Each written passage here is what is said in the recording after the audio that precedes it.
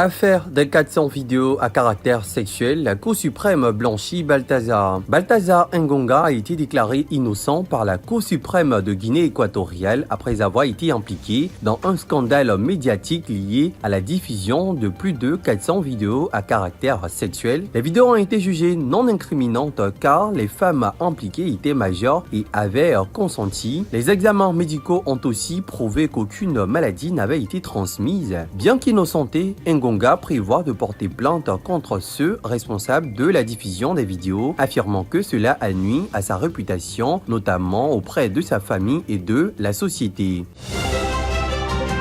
Référendum au Gabon. Le Gabon se dote d'une nouvelle constitution avant la présidentielle de 2025. Une nouvelle constitution pour le Gabon. Le pays s'est doté d'une loi fondamentale le samedi avec près de 91,80% des voix favorables au nouveau texte contre 8,2% pour le non. Le taux de participation s'est élevé à 53,5% sur les 860 000 électeurs.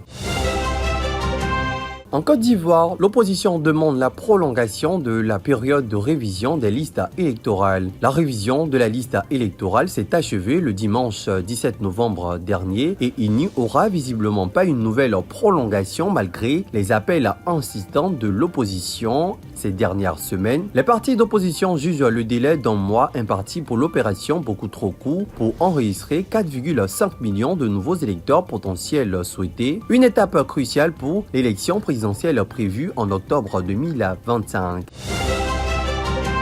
En Côte d'Ivoire, toujours plus d'un siècle après sa sortie du territoire ivoirien par la force, le tam-tam parleur Djidji Ayomké a signé son retour ce dimanche 18 novembre dernier. La France l'a rendu à la Côte d'Ivoire. Il y a 3 ans que le président Macron annonçait la remise officielle du tam-tam parleur Djidji Ayomké à la Côte d'Ivoire. Mais c'est finalement dès ce lundi que cette parole donnée va effectivement se réaliser. La ministre française et ivoirienne de la culture, Rachida Dati et Françoise Remac vont signer une convention de dépôt de dossier en ce sens. Djidji Ayomké est un tambour de 3,31 mètres de long et de 430 kg. C'est en 1916 que cette pièce importante du peuple tchaman, aussi appelé ébrié, a été prise par la force par le colonisateur. Plus d'un siècle après sa sortie du territoire ivoirien, Abidjan, sous la direction du président Alassane Ouattara, réclame le tambour.